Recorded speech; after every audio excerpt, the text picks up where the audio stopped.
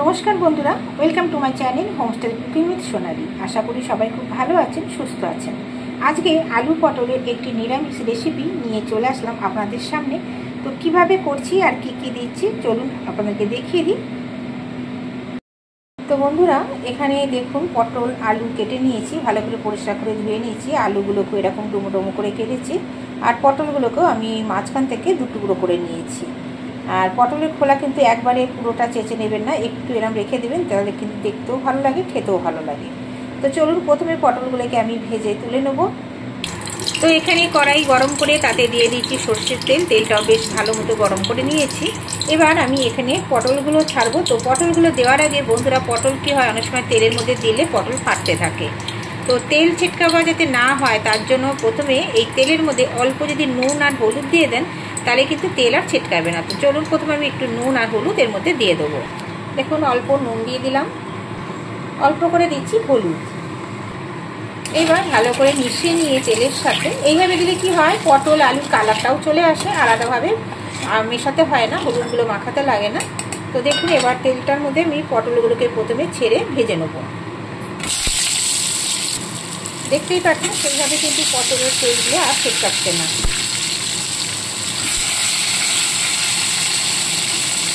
নিরামিষ দিনে একবার এইভাবে পটল রান্না করে আপনারা খেয়ে দেখবেন, দুর্দান্ত স্বাদ হয়।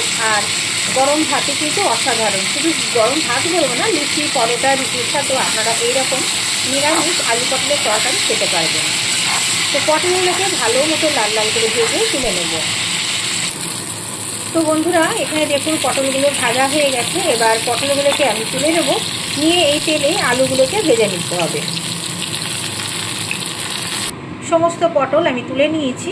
এবার এই তেলের মধ্যে দিয়ে দিচ্ছি আলুগুলোকেও লাল লাল করে ভেজে তুলে নেব।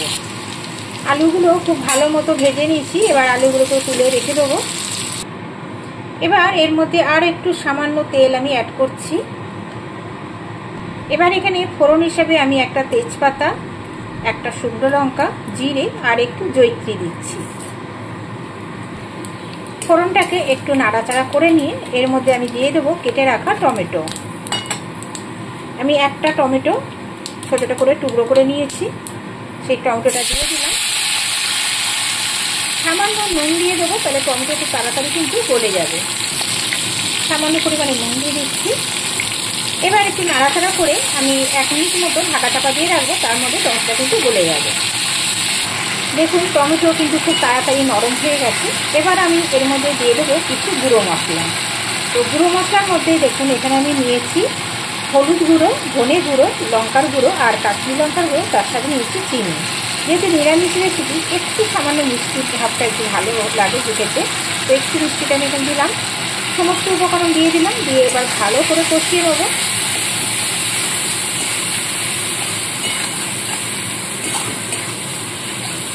এইভাবে কষাতে কষাতে টমেটোর কাঁচা গন্ধটাও কিন্তু চলে যাবে, আর তেলও ছাড়তে শুরু করবে।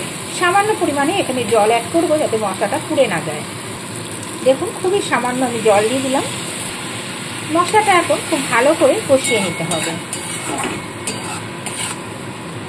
আরও 1 থেকে 2 মিনিট মশলাটা আমি কষিয়ে নেব। তো বন্ধুরা, ফিরে এলাম 1 মিনিট পরে। দেখতেই পাচ্ছেন টমেটোটা ভালো করে কষিয়ে নিচ্ছি, মশলার সাথে তেল ছাড়তে শুরু করে দিয়েছে। তো এইবার আমি এখানে দিয়ে দেবো আদা আর জিরে বাটা। এখানে আদা আর জিরে বাটাটা দিয়ে দিলাম, দিয়ে আবারও খুব ভালো করে আমি কষিয়ে নেব। আর সামান্য জল আবার ব্যবহার করব। রান্না করতে করতে যদি অল্প অল্প জল দিয়ে এইভাবে মশলাটা আপনারা কষান, তাহলে কিন্তু সেই রান্নার স্বাদ আরও বেড়ে যায়। তো চলুন এবার এখানে অল্প পরিমাণে জল দিয়ে দেবো। দেখুন অল্প করে জল দিয়ে দিয়েছি। জল দিয়ে একদম লো ফ্লেমে আমি মশলাটাকে সমানে এইভাবে কষাতে থাকবো।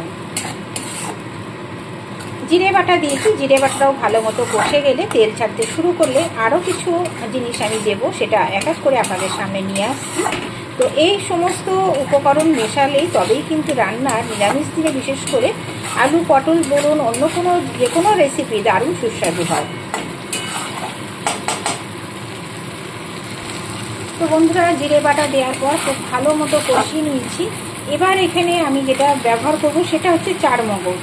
তো চারমগজ আমি এখানে 1 চামচ মতো বেটে নিয়েছিলাম সেই চারমগজ বাটাটা দিয়ে দিচ্ছি। চারমগজ বাটা দিয়ে ভালো করে নেড়ে চেড়ে দিয়ে দেবো বাদাম বাটা। আপনারা কাজু বাদাম বাটা দিতে পারেন, কিন্তু আমি এখানে দিয়ে দিচ্ছি চিনে বাদাম বাটা। তো চিনে বাদাম বাটা কিন্তু আমি ভেজে নিইনি, একদম কাঁচা শিলের মধ্যে বেটে নিয়েছি। আপনারা কাঁচা দিয়ে দেখবেন, সেই চিনে বাদাম বাটা কিন্তু খেতে দারুণ টেস্ট হয়।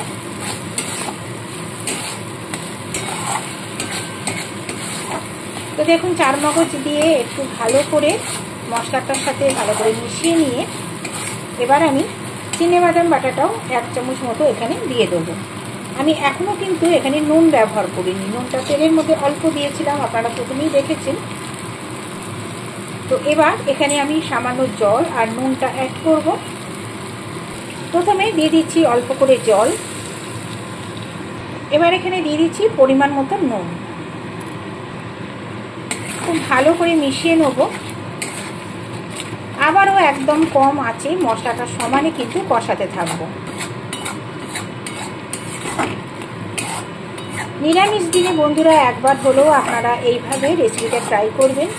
এখন পটলের সিজন, তো পটল বাজারে সুন্দর সুন্দর পটল পাওয়া যাচ্ছে, তো আপনারা বিভিন্ন রকমভাবে রান্না করতে পারেন।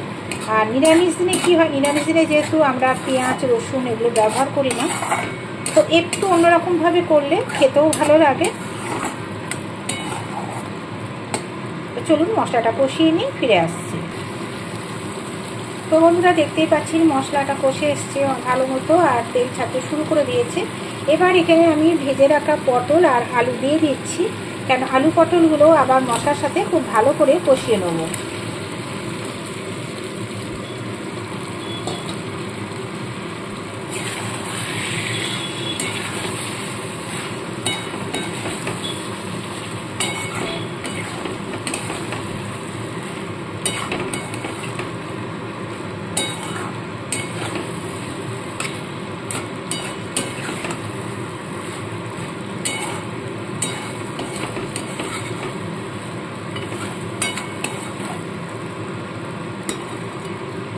খুব অল্প পরিমাণে জল দিয়ে ঢাকা চাপা দিয়ে কম আছে আলু পটলটাকেও সমানে কিন্তু এইভাবে কষিয়ে সেদ্ধ করে নিতে হবে।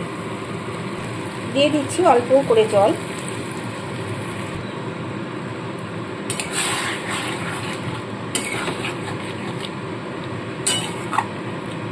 এবার ঢাকা চাপা দিয়ে দেবো আর কম আঁচে সেদ্ধ হতে দেবো।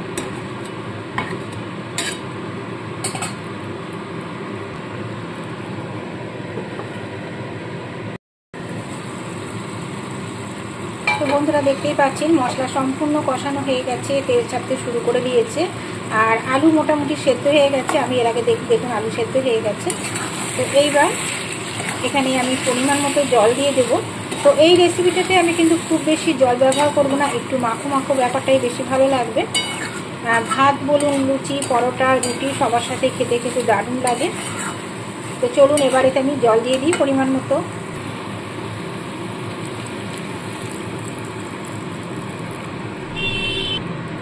দেখুন জল দিয়ে দিয়েছি, আর খুব বেশি জল আমি দেব না এখানে।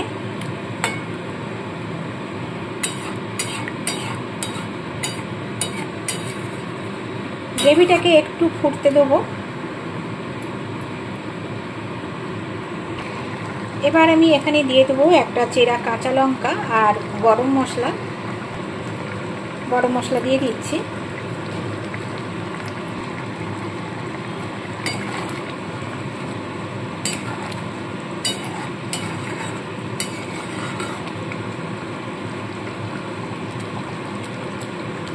সম্পূর্ণ রেডি হয়ে এসছে। এবার সবশেষে আমি একদম এখন ঘি দিয়ে একটু ঢাকা চাপা দিয়ে রেখে দেবো, গ্যাস অফ করে দিয়ে।